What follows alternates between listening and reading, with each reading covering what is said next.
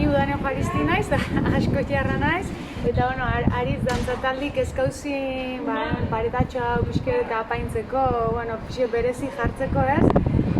behasen txoko berezi dela nik uste ez, hemen dantzatioelako 10 jenin aurrin, eta bueno, helburuzan pixket hori irudikatzea hemen ez, behasek ezpata dantza hau nola, representatzen pixket behasen dantza hau, eta bikerte bat ez, pixke pareti ere apaintzi eta alaitzie. Azte hondan hasi naiz, eta